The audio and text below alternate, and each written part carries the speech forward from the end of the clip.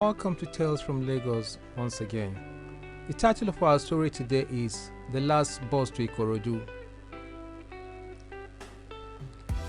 Rain hammered the streets of Lagos as Tunde sprinted towards the bus stop, clutching a torn backpack against his chest.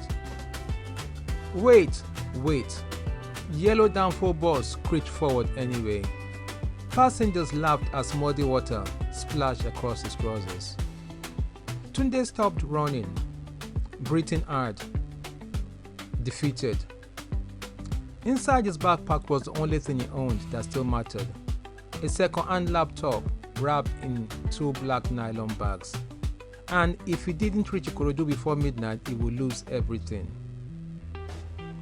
3 months earlier, Tunde had arrived in Lagos with one dream: to become a music producer. Not a superstar, not famous, but successful enough to escape poverty.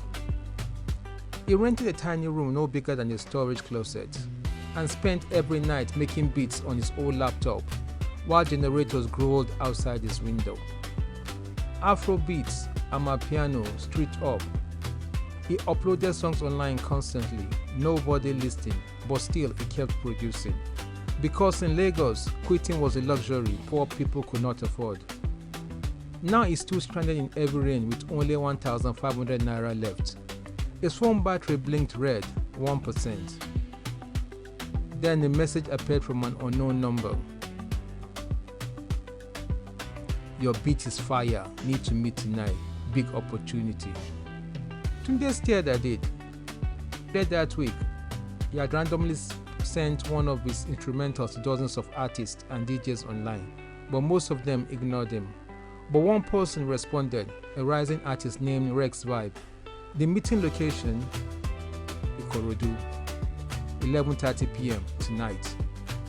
Tunde looked around desperately, no buses stopped. The rain only grew worse.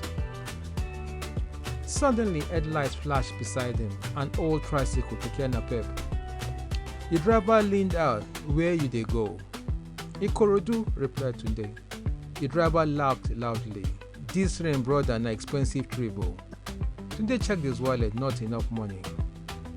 The driver noticed his face and sighed. Oya, enter. Tunde blinked. I no fit pay full. Just enter before flood carry both of us, the driver said. The keke rattled violently through flooded street. Traffic stretched endlessly. Street lights flickered. At one junction, water nearly swallowed the tires. Tunde gripped the laptop tightly. The driver glanced at him through the mirror. So waiting there inside that bag where you protect like baby? My future, Tunde replied quietly. The driver chuckled. Good answer. After nearly 2 exhausting hours, they finally arrived outside the small rooftop lounge in Ikorodu. Music blasted through the building. People danced beneath colorful lights. Tunde checked his phone, 11:52 p.m. late.